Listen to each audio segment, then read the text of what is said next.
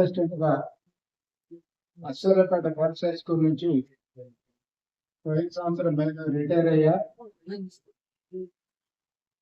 Retire కన్నా ఒక నెల ముందు నుంచి ఒక ఆరోగ్య సమస్యలు స్టార్ట్ అయ్యి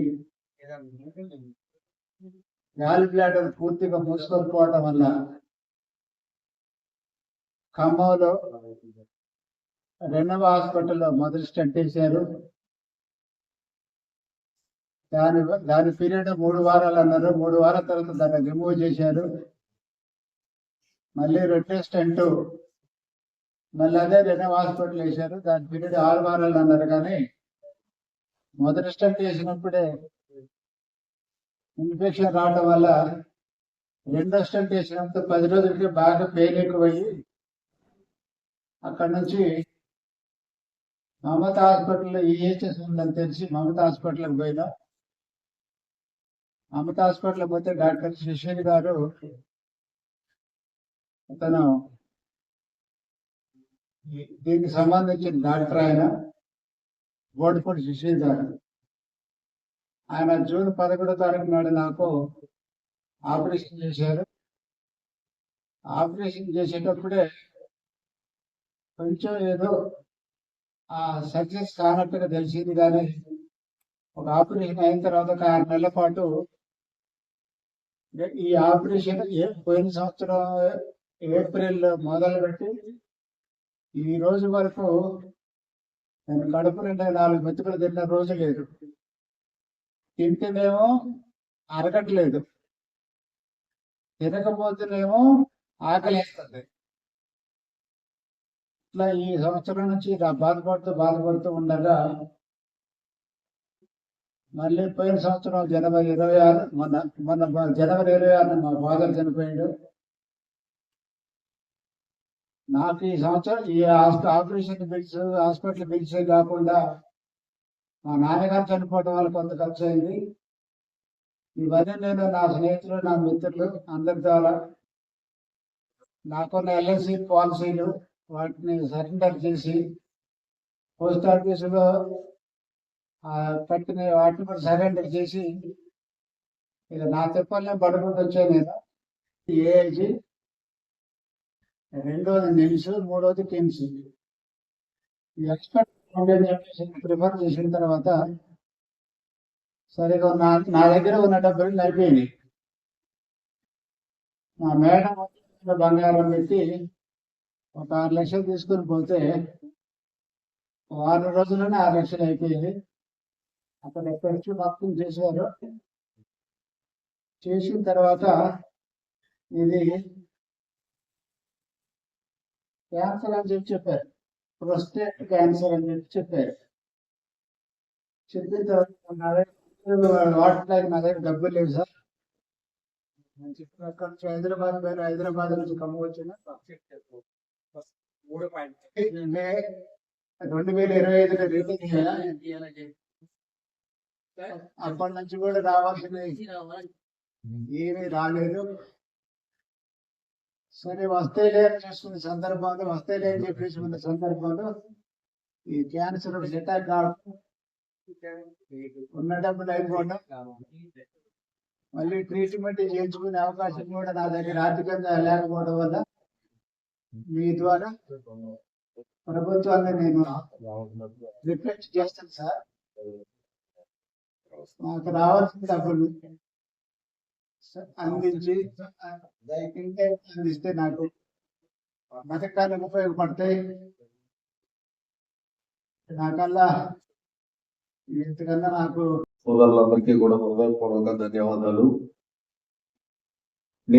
నా పేరు మడిపల్లి బాబు. నేను కూడా 36 సంవత్సరాలు పోలీస్ డిపార్ట్మెంట్ లో ఉద్యోగం చేసి 2025 జనవరి 31న ఖమ్మం 3 టౌన్ పిఎస్ లో ఏఎస్ఐగా రిటైర్డ్ అయినా. రిటైర్డ్ అయిన తర్వాత మేమందరం కూడా, వెంకయ్య గారు మేమందరం కూడా స్నేహభావంతో ఎంతో అన్యోన్యంగా ఉంటాము. వెంకయ్య గారికి సార్ చెప్పారు, పోయిన సంవత్సరం మే నెలలో రిటైర్డ్ అయ్యారు. ఆ తర్వాత అనారోగ్యాల గురించి చెప్పారు. ప్రస్తుతం వెంకయ్య గారికి రావాల్సినటువంటి పోయిన సంవత్సరం అంటే 2025 మే 31 నాడు వెంకయ్య గారు రిటైర్డ్ అయ్యారు. ఆ రిటైర్డ్ అయిన తర్వాత వాళ్ళ నాన్నగారు చనిపోవడం, ఆయన గారికి అనారోగ్యం, ఇవన్నీ కూడా ఈ క్రమం మొత్తం కూడా చెప్పడం జరిగింది. వెంకయ్య గారు హెచ్ఎం గారు, రిటైర్డ్ హెచ్ఎం గారు. అయితే వచ్చిన తప్పు మనం ఎవరు కూడా రావాలని కోరుకోము. అది గాలి బ్లాడర్ మోసపోయి దాన్ని స్టెంట్ వేసి, ఆ స్టెంట్ల తర్వాత మళ్ళా స్టెంట్లు వేసి తర్వాత లాస్ట్ కి అది సెట్ కాకపోతే గాలి బ్లాడర్ ని రిమూవ్ చేయడం జరిగింది.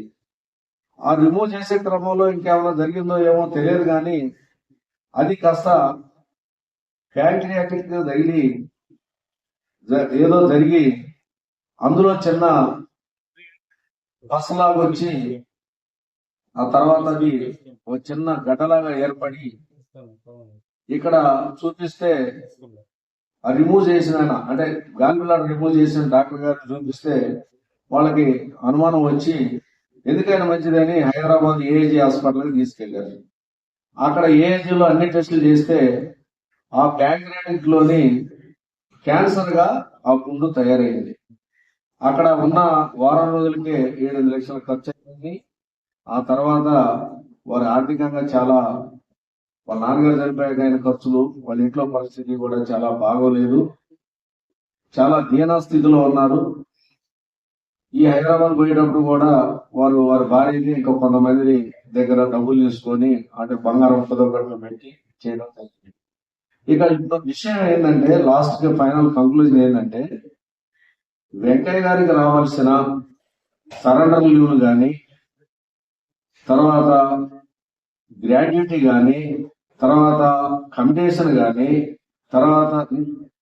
తర్వాత జీపీఎఫ్ కానీ, తర్వాత 300 రోజులు అమ్ముకుని ఈఎల్ దాన్ని జీతంగా ప్రకటించి దాన్ని కూడా డబ్బులు ఇస్తారు. వీటిలో ఏమి కూడా సుమారు 60 లక్షల పైబడి వెంకయ్య గారికి రావాల్సి ఉన్నాయి.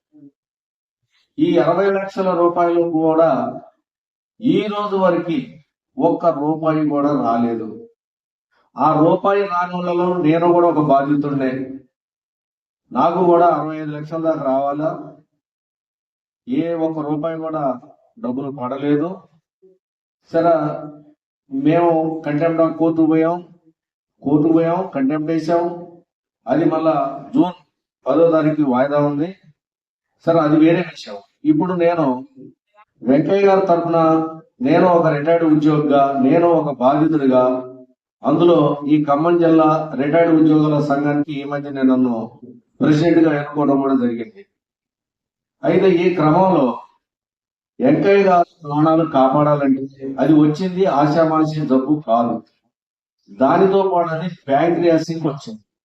గాలి బ్లాడర్ అయితే రిమూవ్ చేసి కానీ ప్యాంక్రియాసిస్ ని రిమూవ్ చేసే ఆస్కారమే లేదు.